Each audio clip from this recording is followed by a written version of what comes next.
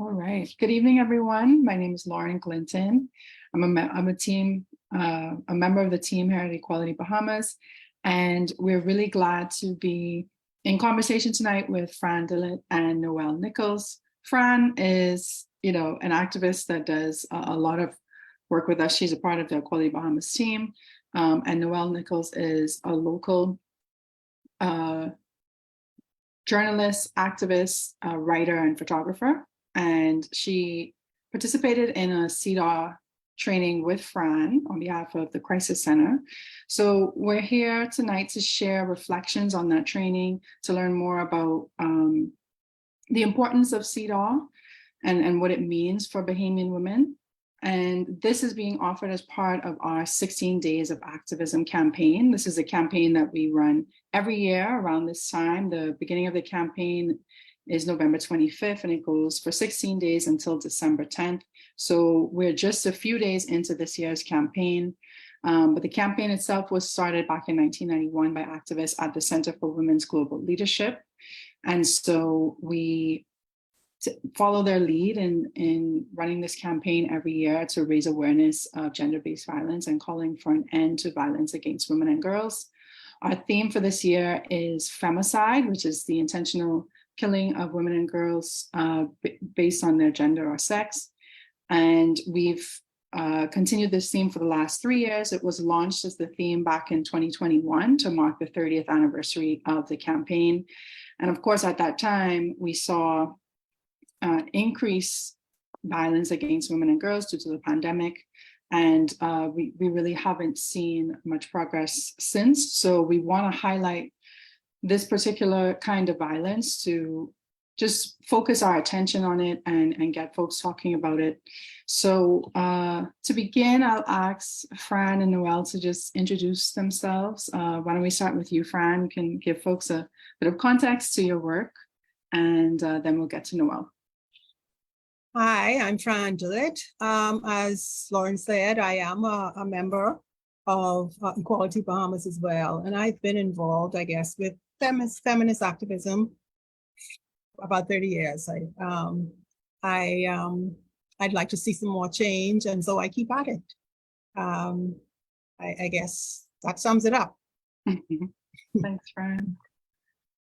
Noelle? And my name is Noelle Nicolls. I was interested to hear that photographer was in that initial introduction, because that's totally just a hobby of mine. And but I am a journalist, retired, and I've been involved in feminist activism from college in Jamaica, initially doing activism around sexual violence on the college campus. And I am still very passionate about it. In particular, have an interest in the rights of immigrant women, migrant women, as well as girls and women in general. Also a volunteer of the Bahamas Crisis Center. Thanks, Noelle. So thank you both again for joining us tonight. So as I mentioned earlier, we are here to learn more about the training that you completed this fall at the University of Oxford on CEDAW. So why don't we begin with just, a brief definition of CEDAW, your understanding of the convention, and why you think it's important for the Bahamian public to be aware that this convention exists. I guess I can take first stab at it, Fran. For me, CEDAW is what I like to describe as both a vision board and a roadmap. It stands for the Convention for the Elimination of Discrimination against Women. And it's a United Nations convention that sits within the human rights framework. And essentially, the articles of CEDAW establish a vision for a world that is free from violence against women. And it creates a framework as a part of this vision that looks at different aspects of violence against women. It encompasses all women, from women with disabilities to women in rural communities. It's very all-encompassing in a sense, but it really based on the collaboration of women from around the world that galvanized to essentially establish these principles and to codify them into this convention, creates a vision for what this world would look like. And then it actually creates a roadmap of how to systematically galvanize the world, women, men, institutions, individuals, around eliminating the violence that exists in systematic ways. So for me, that's the simplest sort of understanding of what CEDAW is. The same way you might make an annual vision board for your life, and then based on that a vision board, you create some action plans for the year. CEDAW is a master sort of vision board for how do we eliminate violence against and all forms of discrimination against women. And I'll just add a little to that. First of all, I want to say that, and because of that, it is referred to as the International Bill of Rights for Women, because it is the most powerful document, I guess, that women have. And the three principles are non-discrimination, substantive equality, and state responsibility. So the idea is to achieve substantive equality by getting rid of all forms of discrimination, and states are responsible for doing that. So yeah, so CEDAW is meant to make, to create substantive equality for women, and it's a powerful document to try and make that happen. And Equality Bahamas actually held a special series for the last year to mark the 30th anniversary of the CEDAW Convention's ratification by the Bahamas. So the Bahamas ratified the convention in 1993. And last year, we launched a series where we brought in speakers every month to take a look at different articles and sort of educate the public about what's in the convention and how it's so encompassing and really what the goals are. So we do have recordings of those conversations if you want to learn more about that series on our YouTube page. So just look us up at Equality Bahamas on YouTube and you can find those conversations there. So Fran and Noelle, can you tell us a little bit about the training itself? What motivated you to participate in it? Okay, I'll go. Okay, so as far as motivation, I was motivated to go because I really need to spend that uninterrupted time trying to learn the document as well as I can so that I can use it to make change in the Bahamas. I feel like change has been so slow, and I know that CEDAW is the way to go to make change, but I was like, I need to know this document better to make this happen. And so that was what motivated me to go. I'll let Noelle talk a little bit, and then we'll talk some more about exactly what happened at the training. Well, the training was hosted by primarily the Women's Human Rights Institute, which is an international body that does a lot of work in the global South and all around the world. And I actually participated in this training primarily, I feel like, to get a sense of inspiration again. Just because personally I've been very, I don't know, Disconnected. jaded and disconnected and feeling very cynical about the whole movement. I'm coming out of a period of a lot of cynicism and frustration and hurt and disappointment.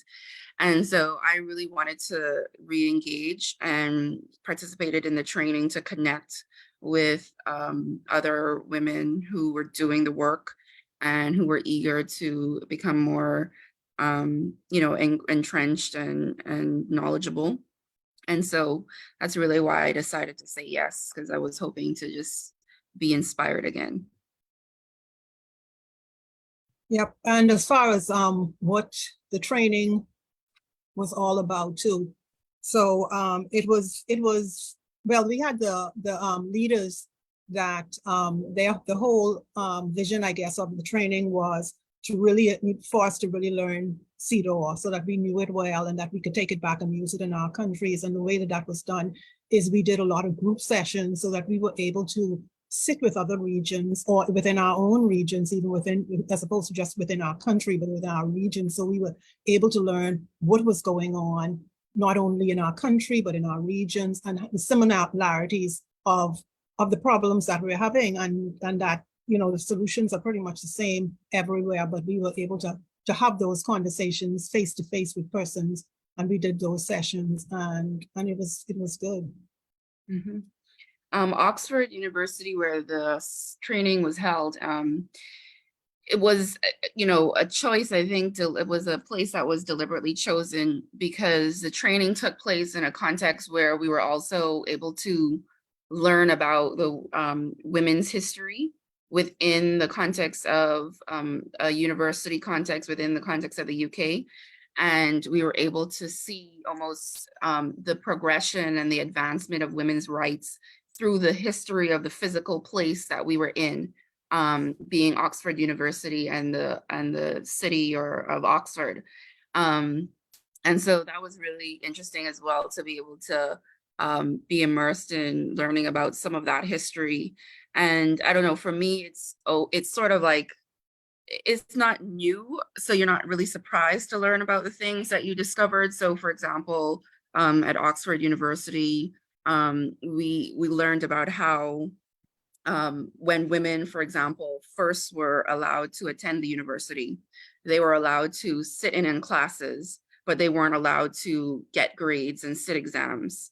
And then when they were allowed to attend the university and get degrees, they weren't allowed to go to the main library unaccompanied. And then so it's sort of like you discover, like, every time there's progress in the advancement of women's rights, it only ever progresses with agitation, because, you know, the system of patriarchy, it only allows you to go inch by inch by inch by inch. And you see that all over the world in almost every scenario of the advancement of women's rights. They're constantly granting rights and then trying to undermine the impact of what those rights are supposed to facilitate, whether it's enfranchisement through voting or through educational advancement. And so it was just interesting talking about the elimination of discrimination and looking at what the work left to be done in the context of, you know, that history of the space where we were. So that's where the training took place in Oxford, and how it was connected to what we were actually immersed in. And I guess one other thing, I just heard Noelle say that too, talking about the history of it, but also what was interesting for me was with the Latin American countries in particular, which is our region, how well they have done with parts of CEDAW, particularly with the use of the quotas in getting more women involved, and how I guess really what it was is that by using CEDAW, it actually worked. And that was interesting to see, because they were able to make advancements that we have not made. And it was through using CEDAW. So that was encouraging to know that if we push forward, this document can really work for us. Right. And you know, earlier, Fran, you mentioned progress has been so slow, you know, and that's been very frustrating for you because you've been involved in this work for the last 30 years. So kind of picking up on something that Noelle mentioned, have there been particular moments in the last, say, 20 to 30 years where you've noticed that agitation kind of progressing, moving things along? Are there any like moments that stand out to you? Well, specific to CEDAW, I could say that, well, first of all, we had the referendum because of CEDAW. So we have been able to see that our voice has been heard, even though we haven't gotten the results that we wanted. So that has been progress in itself, I guess, just making those things happen. But the inheritance bill also happened as a part of the agitation via of CEDAW. So you do see that the work that you're putting is making a difference, and that is encouraging. I think what the frustration is, though, is that you do try certain methods and you see no progress, and so now you need to think of other ways to make things happen. And so it's dynamic. You just have to keep at it constantly and finding new methods and ways and chip away little by little, because, like I said, every now and then you do see see something great. What you mentioned about the quotas in Latin America is interesting, because I think, thinking back to the last general election in 2021, we had 7 women elected, right, as members of parliament. And for a lot of people, that seemed like great progress, but when you think about the proportion of women in terms of representation in the government, that it really falls short of what we're aiming for. So I wonder how you think we might be able to implement quotas to our advantage. Well, actually, that was very interesting for me, because the conversation now is not only to have quotas, but to have quotas that achieve parity. So it's not just enough for us to put a certain number of women up for election. We need to have laws in place that guarantee that we have a certain number of women actually in parliament. Mm-hmm. And so that is now what we need to push for, that we have, not only do we use what, CEDAW to say, listen, you've agreed that we will put these quotas in place so that we can get these numbers up. And they call them the temporary measures. Temporary measures, right? And so not only should we have the temporary measures and the quotas in place so that we can have enough persons running, but it should be that you have to have a certain number of persons actually in parliament. So the process needs to be that you have the persons actually elected, and there's nothing to do that those numbers have to be there, because what had come out, what was said is that the countries that did put the quotas in place is that things were being done to work around it. So you would put someone up to go to be in the election, but once they got the seat, there was some little something or the other, and they resigned or whatever the case may be. So they realized that, listen, there should be parity in these. Just go for parity. And after you see things working, if you don't need parity anymore, well, it could be a temporary solution. But the fact of the matter is that, why shouldn't it continue to be that way? They're saying that it shouldn't be a temporary measure. Why do you need it to be a temporary measure? So that was an interesting discussion that we had as well. And so again, I say that's a good thing about going to these things. You get involved with these conversations that you wouldn't normally really necessarily be privy to, thoughts that you might not realize. And now you know which direction to move in and which pace to go at, because I should no longer be trying to get equality, quotas for this. I should be trying to get quotas for this because this didn't work. And so it was good in that way, knowing what didn't work in other regions, so you don't need to try those things. Was there anything in particular that stood out from other regions that were represented at the training as well? Any good kind of signs of progress? Well, you go, Noelle. Yeah, well, I think in some of the Fran alluded to some of that in terms of the political representation. But also I think what was sort of clear from all of the other regions is just the commonality of the struggle. And that, oftentimes gender equality issues, or if we take like violence against women, there's often an effort to individualize the incident, right? Oh, it's specific to a woman or what she did or didn't do, or an individual perpetrator. But what you see through the commonality of women within the Bahamas, within the Caribbean, within the Americas, within the Northern Hemisphere, within the world, when you interact with persons, I mean, there were persons represented there from Eurasia, from Europe, from Latin America, from the Caribbean, from North America, like literally, I think Africa. I think there was almost every continent represented short of Australia. And the commonality of the experience is the same. And that was one of the things that was really influential in establishing CEDAW in the first place.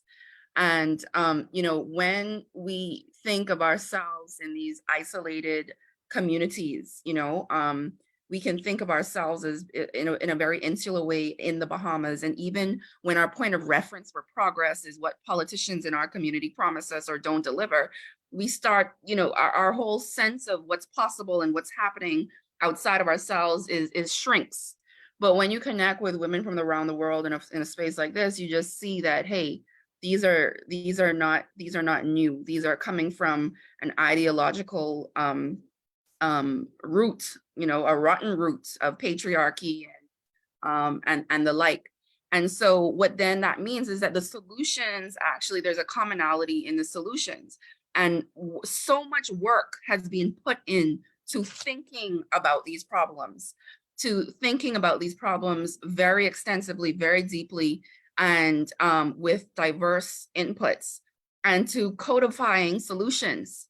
So we're here thinking that we have to like figure this all out, and literally like so much work has been put into thinking through these problems. And our politicians, I find in the Bahamas, always make it seem like, oh, we got to rely on their ingenuity. I'm like, no, we're not looking to you to be like these saviors or to be these geniuses, because y'all don't know what you're talking about. Like, rely on the expertise of women and experts that have been doing the work, have been producing all the material like that you can just follow. And so, for me, that was really just a really good reminder that, hey, the work has been done. So much work has been done, and we don't have to start from scratch. We don't have to think that we have to solve these problems by ourselves, because there is a community, a global community that has already been working together to put in this work. And it's for us to really plug into that and not feel like it's somebody importing something or imposing something on us. We as Bahamian women and Caribbean women participated in the process that produced CEDAW. It wasn't like our voices weren't represented at the table. And this work that we've now signed on to as a country is there for us to use, and is there for our disposal to help our situation and to implement it domestically. I'll add to that. Mexico, the main presenter was from Mexico, if I recall. But anyway, I know Mexico, right? And Costa Rica. Alda's from Costa Rica. Sorry, Costa Rica. But it was Mexico that implemented the quotas, and I feel that they do have parity. So it was interesting that those Latin American countries, it might have been more than one, but they were able to implement the quotas, and they have parity in their political systems. And I don't know how much results they've gotten as a result of having those numbers.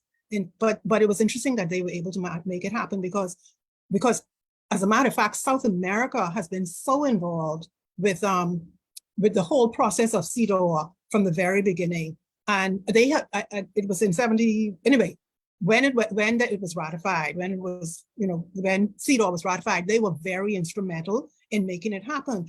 And I say that because we don't think of them as a powerhouse, but they needed to have solutions, and they got together and made it happen.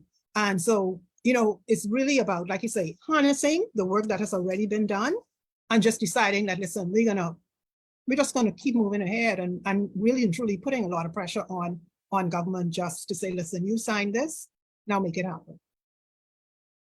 Yeah, and the irony is that it was meant, like, these things were meant to be temporary special measures 30 years ago.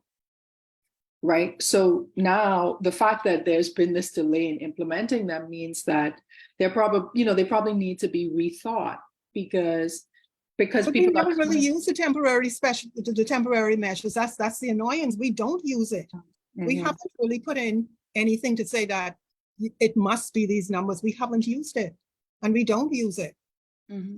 So, and it's failing. And it's failing. So whatever it is they're trying to do is not working. So they need to put the stuff in place. Right. But we need to put pressure on them to make it happen. To the point that you were just making, though, in terms of, other countries or the progress that is being achieved, sort of let's just take the conversation around quotas versus parity. Much of the world has moved on from talking about quotas to talking about parity, where the Bahamas, we haven't even started the conversation about quotas, right? So there are many instances in which, and in a recent documentary that Gina Seeley had done, I think it was Ian Strawn had made some point about like how certain rights about like the LGBT rights that we're still advocating for here, in many other places, the conversation has moved way past that. And now we just have like issues compounded upon issues because we're not moving the needle on any one thing. You know, it's not like we could put something behind us or put it to bed and like, let's move on to the next issue. We're still fighting all angles at the same time with not enough foot soldiers really to, you know, participate in the fight. So that I think is one of the challenges for the Bahamas. And for me, one of the big things that is needed, not just the advancement on the specific issues, but we need more activists, and we need to foster a culture of activism. So that was the other thing for me about going over there, because just to stay engaged in my activism, because, you know, there's just so few people in the Bahamas, and it's not just on women's rights, it's really on any issue of justice-based issue or human rights-based issue. We have just far too few activists, and we don't seem to be generating a steady stream of new activists. And, you know, this work, when you're in your 20s, that's your prime, you know, where you're the most revolutionary and rambunctious, and you have all the energy to, you know, put in the work. And here we have institutions where we still have women. I mean, my mother, before she died, she was in her late 60s. We have women who are still in their 80s who can't like sit down and just take a rest because the work still has to be done. So we just need more people engaged in the work and inspired to get involved in advocacy and activism across the board, I believe, in the Bahamas. So what do you think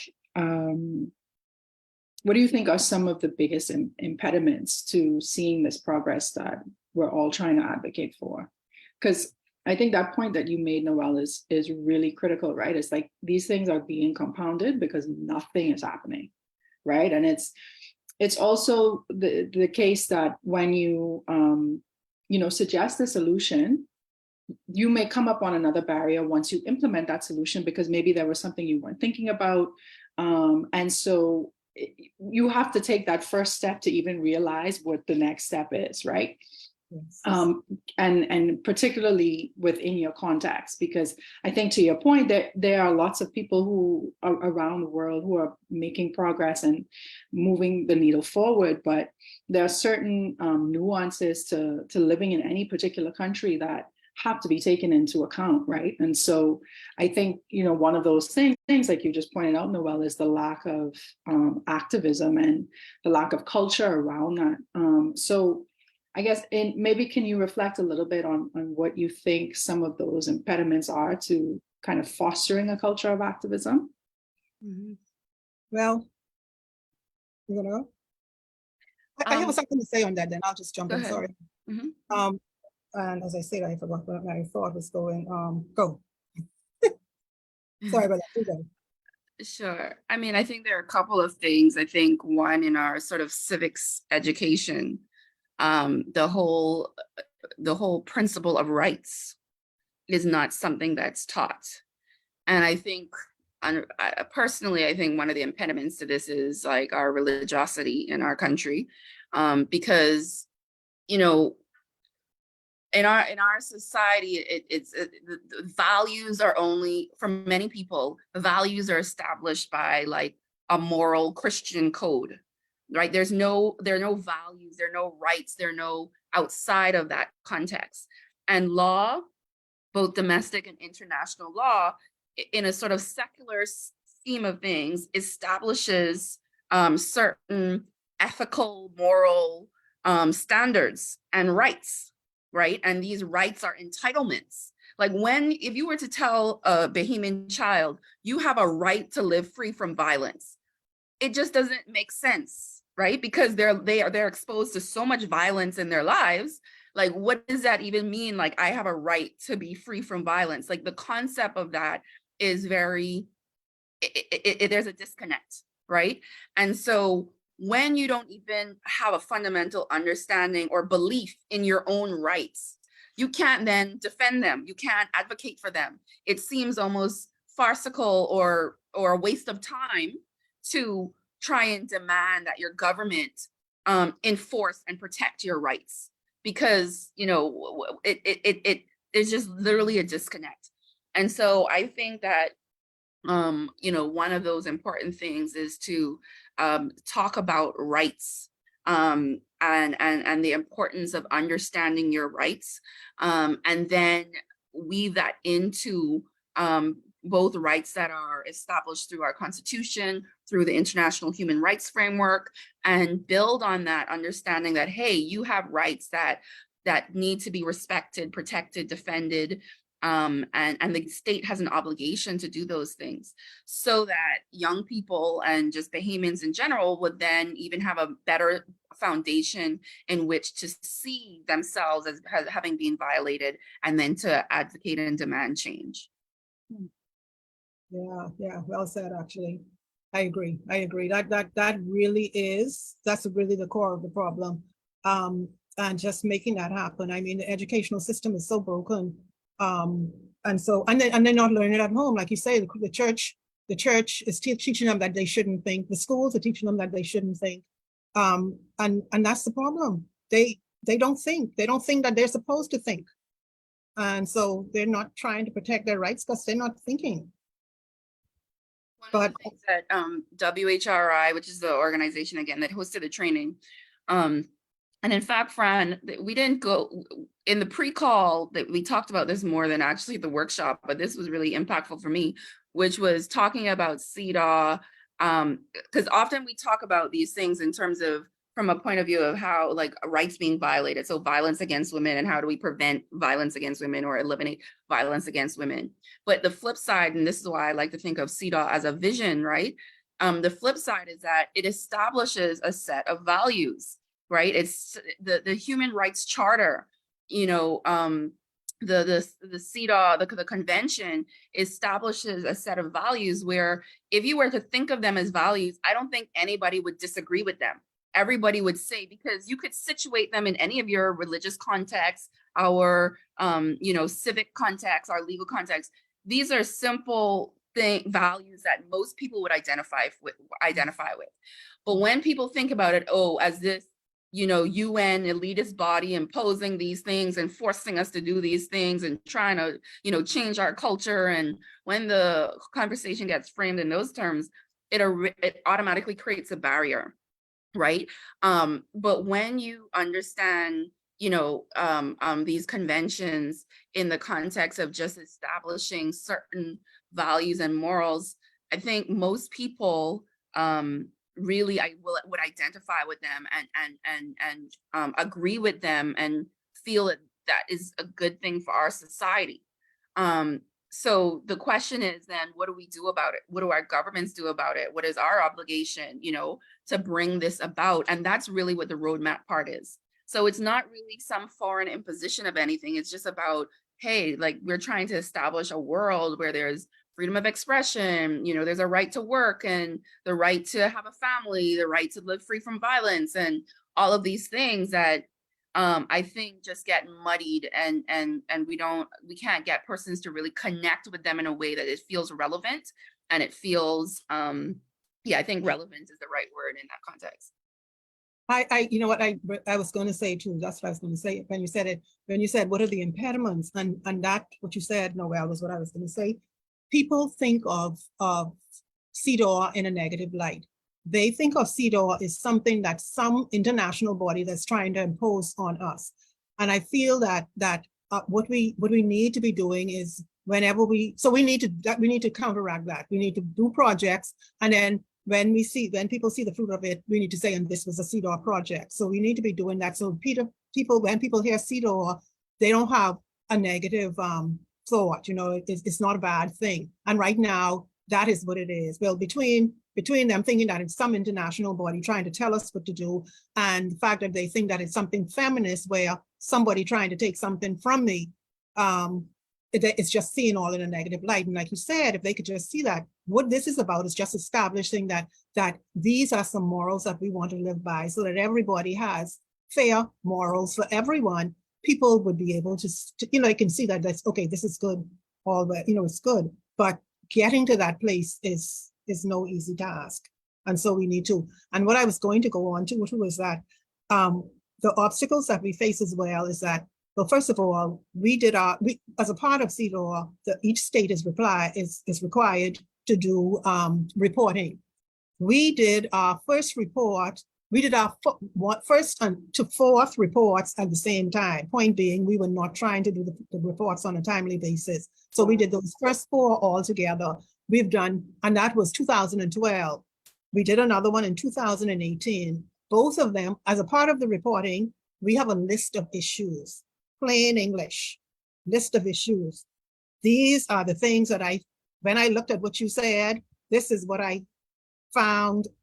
Please explain to me why I'm not seeing it as you're seeing it. You know, tell me I'm wrong, basically. Just right. Tell me I'm wrong, please. They have not answered those. They have not answered those. And so I'm saying that those issues are, you know, like it's not language that the public cannot understand.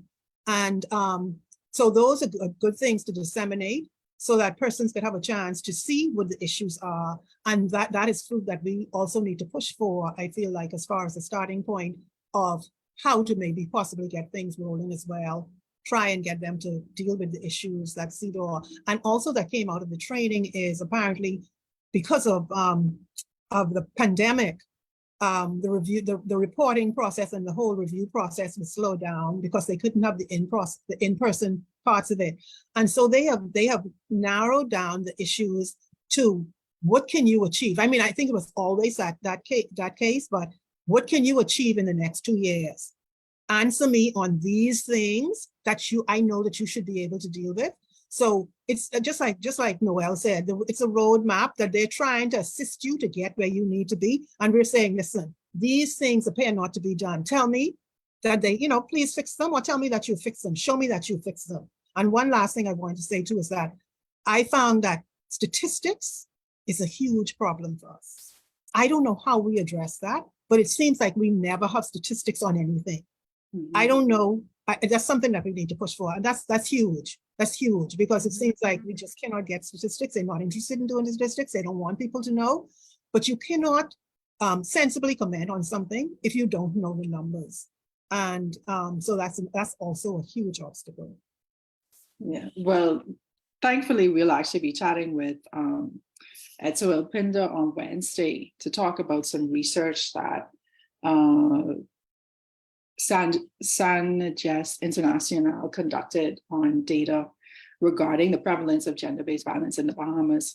And I actually mentioned on the clock this morning that data is an issue that comes up again and again because people are very quick to refute that it's a problem because we don't have the statistics that they're looking for, even though we have the statistics in the news reports. If you go on the Tribune, if you look in the Tribune, you listen to the news, you hear every few days a woman has been murdered by her partner, woman and child. You know, it's so the prevalence is there, but for some reason, people don't want, the numbers aren't being recorded, and none of this is actually being called for what it is, which is femicide, right?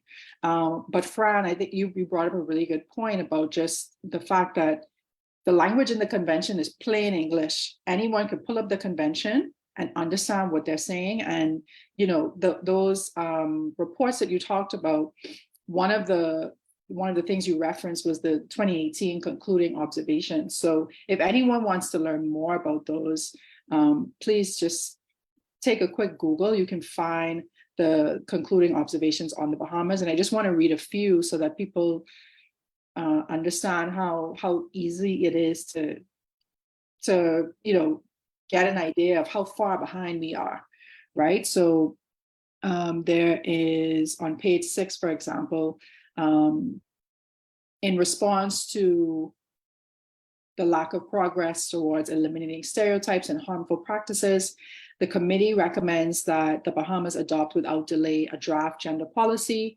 implementation plan, and an associated comprehensive strategy that includes proactive and sustained measures targeting stereotypes.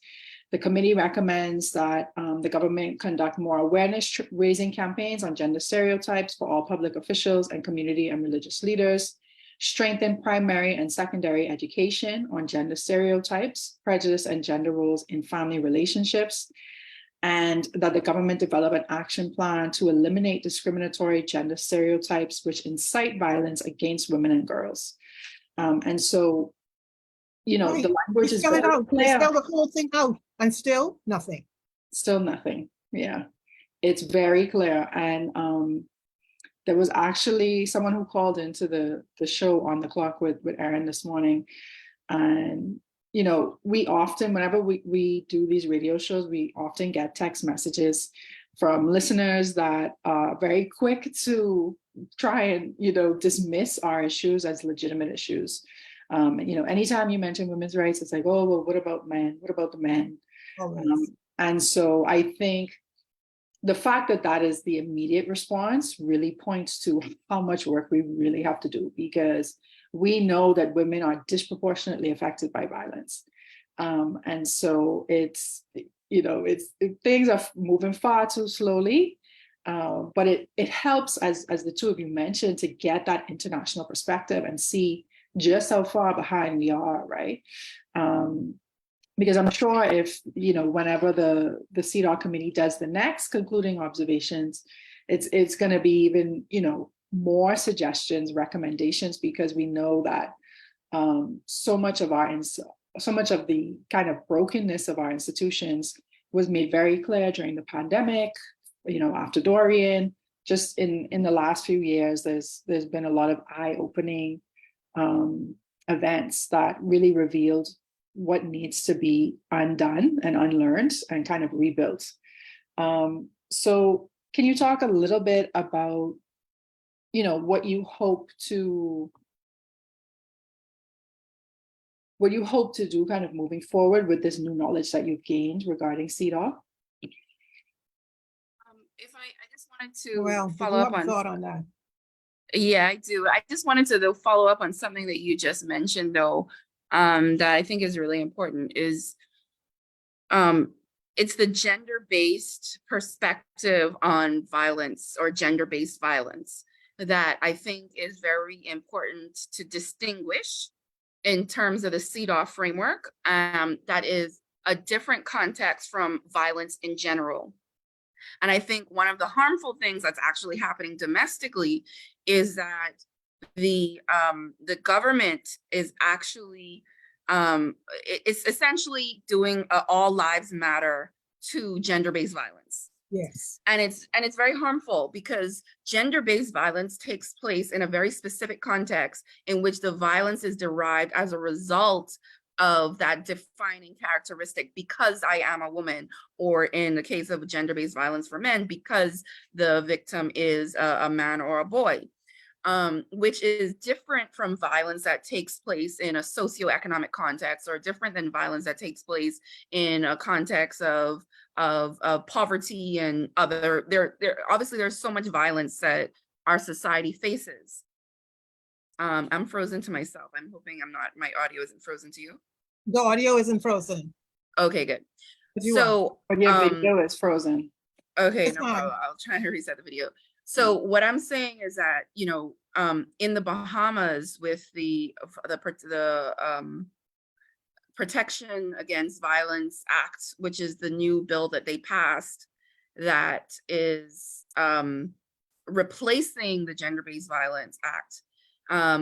You know, that's part of this movement to actually take out the gender context in gender-based violence, which is totally contrary to what CEDAW is about, what the government's mandate and obligation is, and what is effective to address gender-based violence.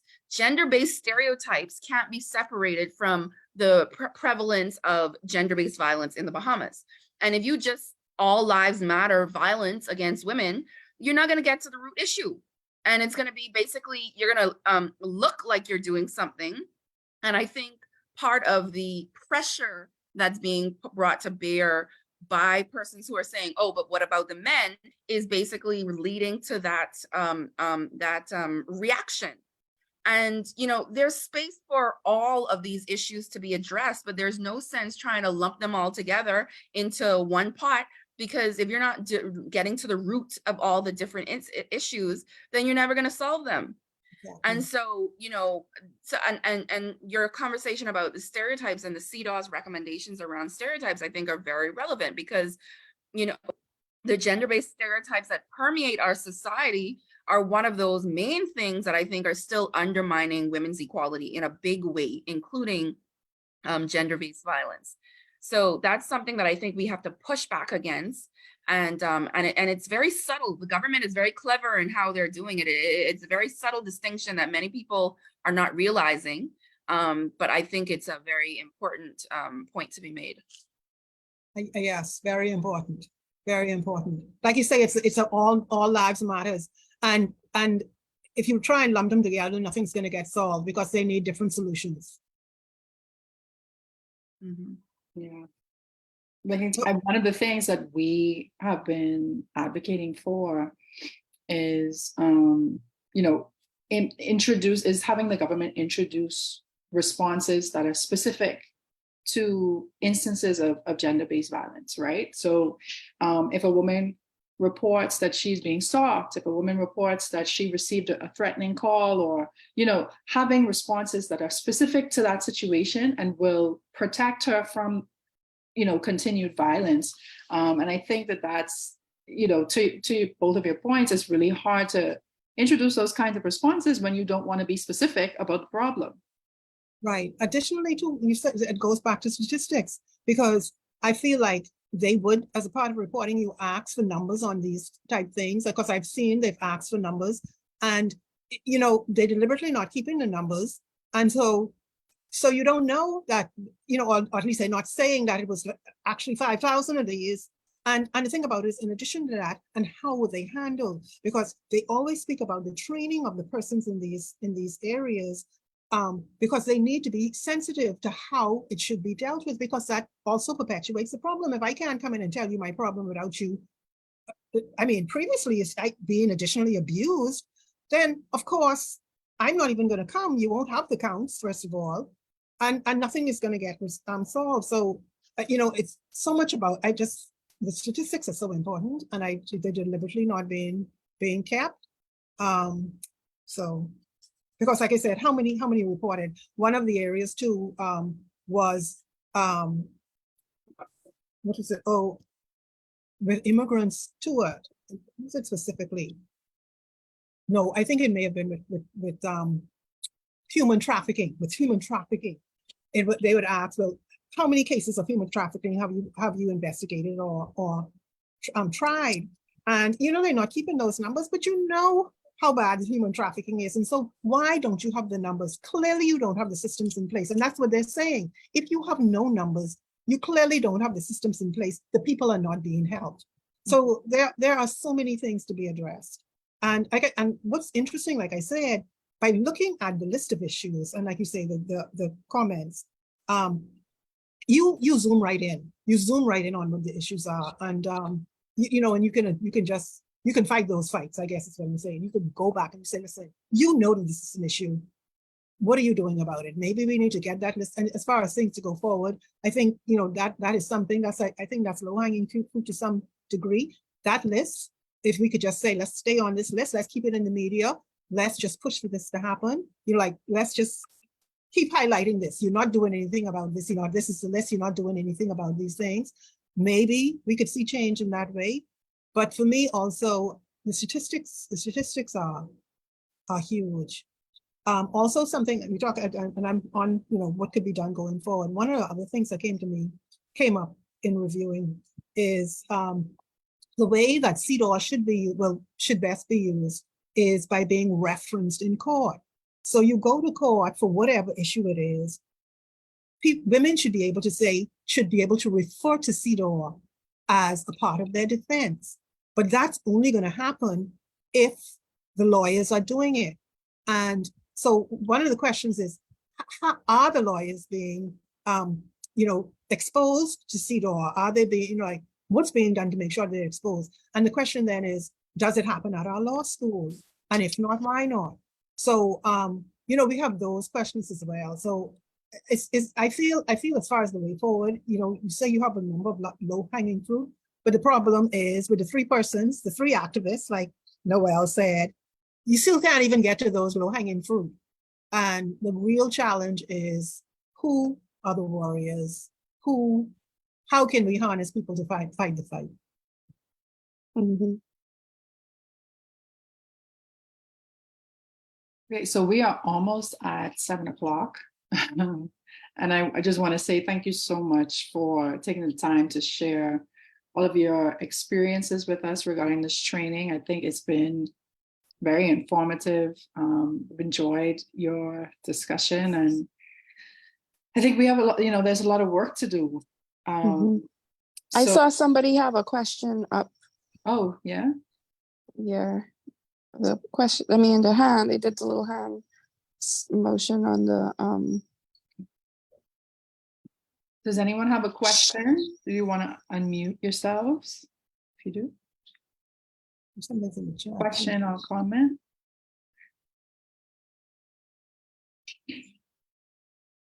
okay, maybe not. Oh, okay, they were applauding. Oh, okay. Thank you, Sarah. Okay, so before we go, any final thoughts you want to share with the folks at home and on Facebook? Have any main takeaways you want them to keep top of mind when it comes to CEDAW? Well, for me, I think just more persons should become educated about CEDAW and the human rights framework, because we don't just have to rely on our own Bahamian law. We are a part of an international human rights I lost framework. you. Oh, I'm not here. My Okay, there audio's you gone. I hear Okay, you. sorry. I was saying that, I would just encourage more Bahamians to learn more about CEDAW and the international human rights framework, because there's a lot of information out there to provide support to persons that want to be engaged in the work, whether it's in a school context or just to educate themselves in their own groups. And then for me personally, I just feel very passionate and strongly about cultivating and empowering future generations of activists, and figuring out ways to create a culture of activism. And I think that involves supporting activists now. I think Equality Bahamas and Alicia in particular is really, really at the forefront and has been carrying a lot on her shoulders and on the shoulders of Equality Bahamas. So supporting institutions that exist. Me personally, I'm going to be investing a lot more in the Bahamas Crisis Center, because I think that the institution is facing continuity, serious continuity questions now. And so making sure that the institutions that we have stay strong and grow stronger, and creating a new a culture of activism so that we have new waves of activists participating in the work, for future generations. Um, I guess, having been around been around the block a few times, I realized that people need specific things that they could, that they can do, I guess.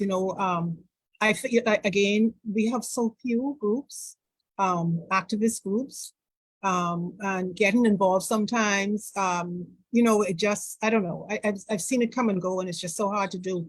I guess for me, if I could share that list of issues, I guess I'd like to be able to do that, because I feel like, for persons that may want to do something, if they see that list of issues, maybe there's something that they could jump in on, or they may see a way that they could assist. And so maybe I'll pull that up and maybe share that online. I don't think I have it quite handy right now. But I mean, that may be an easy way for people to jump in and get involved and then go from there. Because I don't have something specific, that they could do. But I always feel like, when I do a session, it's like, yes, what can I do? What can I do? And so often there isn't anything that you could just jump on board with right away. And so I think that list of issues may be a way that you can just jump on board. And so I'll share that in the group. I also want to say too that as far as even though the language of CEDAW is simple, it is just, you know, a list of values to some degree. It is a vision, and so it doesn't make it very easy for someone to do something, even if they're aware of it. And also, one of the reasons I did do it too is you have all these acronyms. You need to remember who's the committee and who's this and who's that. So also though, like staying involved, just hearing them, you need to be using the language to be comfortable with it. It isn't difficult, but if you're not using it, it could be meaningless. And so I agree with Noelle, you know, just staying in touch as best you can. The sessions that Equality Bahamas is doing on CEDAW, that's a wonderful way. I mean, they're all online, so you can go back and look at them and, you know, at your leisure and, you know, be more informed in that way as well. Well, thank you again, Fran and Noelle, for joining us tonight. Before we go, I just want to plug some events we have coming up for the rest of the campaign. So tomorrow at 10 a.m., we'll actually be chatting with Krishi Baiwua, who is a South African human rights lawyer.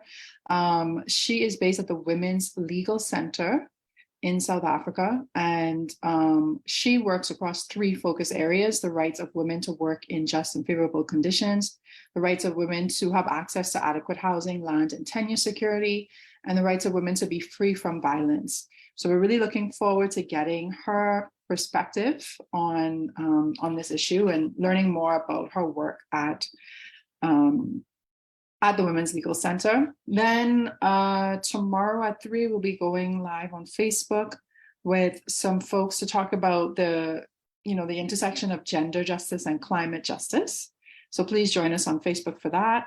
We are Equality Bahamas on Facebook, Equality 242 on Instagram and Twitter. And then tomorrow evening, we have another session at 6 with Melissa Major talking about healthcare accessibility, patient navigation. So if you are interested in learning more about that, definitely join us here on Zoom. We'll also be live streaming to Facebook. And to learn more about the rest of our events for the campaign, so happening between now and December 10th, please go to tiny.cc/16days23 for the full calendar, or check out our social media channels. So thank you, Fran. Thank you, Noelle. Have a good evening, everyone. Thank you. Good evening.